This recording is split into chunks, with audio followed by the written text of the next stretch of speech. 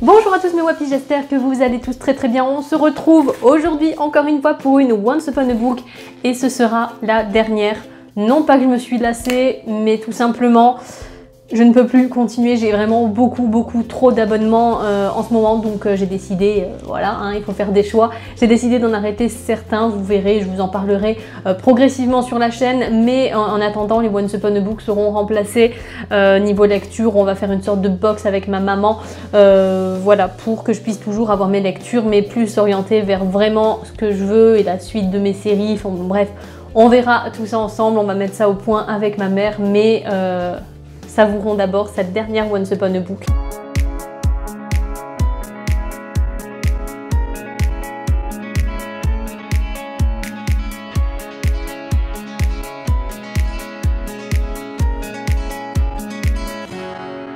Donc on se retrouve là encore sous un format, vous voyez, long.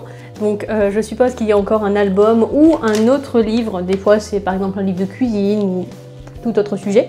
Donc on va voir tout ça, j'ai très hâte. Bien sûr, je ne me rappelle absolument pas le thème, donc écoutez, c'est pas grave. On a des petits bonbons, donc j'ai quand même dit que j'aimais pas les bonbons, donc ça m'énerve un petit peu, parce que je ne vais pas les manger tout simplement, voilà. Ensuite, on a le cacao fantasy, c'est bien, mais c'est beaucoup trop sucré, donc ça m'énerve un petit peu parce que j'aime bien manger et boire mon chocolat non sucré. Donc voilà, des petits trucs en plus comme ça qui ne vont pas me manquer, clairement. Voilà. Ensuite, on a ici une petite citation avec le dessin de la carte, d'une carte, la dame de cœur, la dame de pique. La dame de pique, donc quand on joue au jeu des trônes, soit on gagne, soit on meurt. Cersei Lannister, pour ceux qui suivent Game of Thrones. Alors, on a 4 livres, j'ai l'impression, enfin avec un magazine. Alors, voyons ça. Alors, le premier livre, c'est Le Prince Marcassin, donc suivi de La Belle et la Bête et de Babiole de Madame d'Aulnoy. Alors, je ne connais pas du tout le Prince Marcassin, donc donnez-moi votre avis. C'est aux éditions Librio 2 €. Donc, voilà, ça c'est le petit ajout.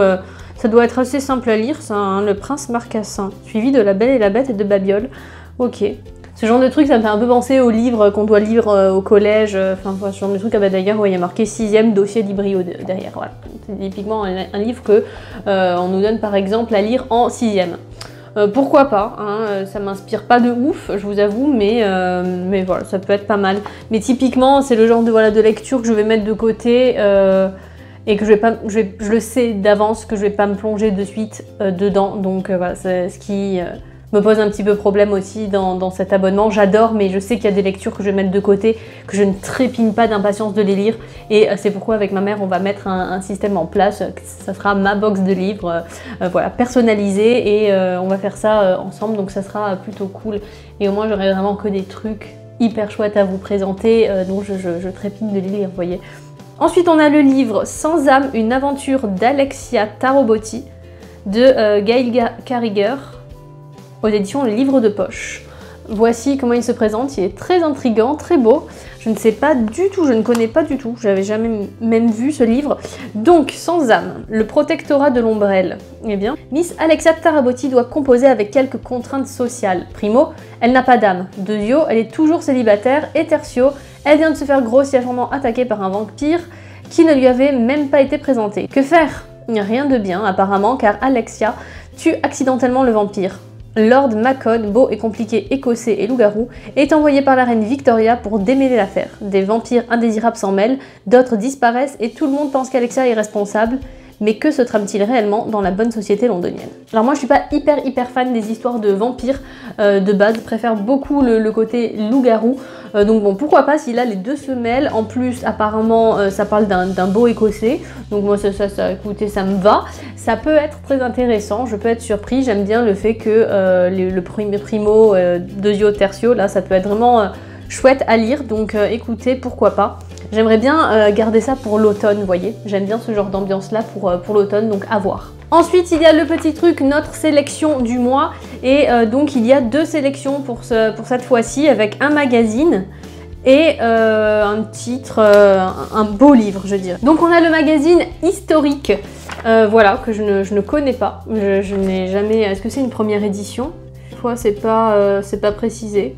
On a un article sur Henri VIII, on a Vasari raconte de Vinci, on a un gros article je pense sur Marie-Antoinette.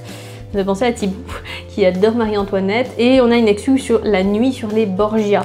Ça c'est très intéressant, ça c'est typiquement le genre de choses que j'aime beaucoup lire là avec l'été qui arrive, à la plage, à la rivière, c'est vraiment chouette, donc ça va être très intéressant, et j'aime beaucoup l'histoire, donc ça c'est un bon point, j'aime bien, ça va me faire une lecture pour la plage. Et enfin on a ce livre là qui est un coup de cœur, le Charles Cros, donc Presque Reine, le premier amour de Louis XIV. Alors ça m'intéresse énormément, c'est le genre de format que je trouve trop agréable à lire, et ça a l'air trop chouette. Alors je vais ouvrir ça, c'est vraiment un joli livre. Donc le voici, il est vraiment très joli, la couverture est magnifique, c'est un livre en hardback, donc avec couverture rigide, et dedans ce qui est sympa c'est qu'on a aussi l'histoire qui est contée, tout simplement, donc pour ceux qui préfèrent aussi ce format-ci.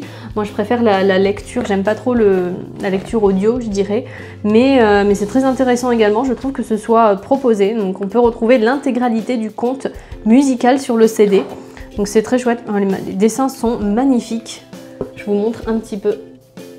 Voilà, c'est très sympa, donc ça je pense par contre que je vais le lire rapidement parce que ça m'intéresse beaucoup, et c'est vraiment très chouette. Voici comment ça se présente avec des pages entières d'illustrations et du texte à côté qui donc nous conte le premier amour de Louis XIV, donc ça va être très sympa, je suis contente de l'avoir, je pense que je vais lire ça rapidement parce que c'est très chouette.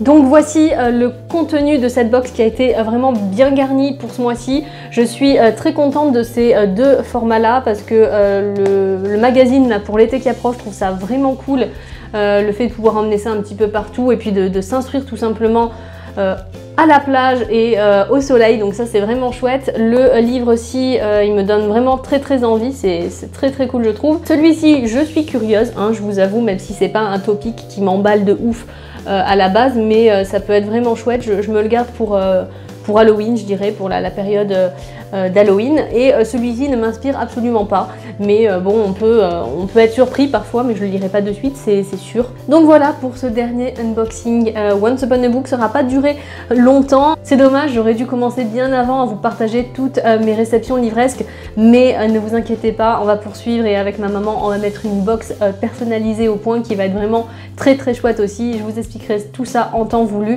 mais ça arrivera bientôt, et en attendant je vous dis de garder bien en tête que les passions n'ont pas d'âge, alors vivez-les à fond, vivez-les vôtres à fond. Je vous fais à tous de gros bisous mes wapinous, ciao tout le monde.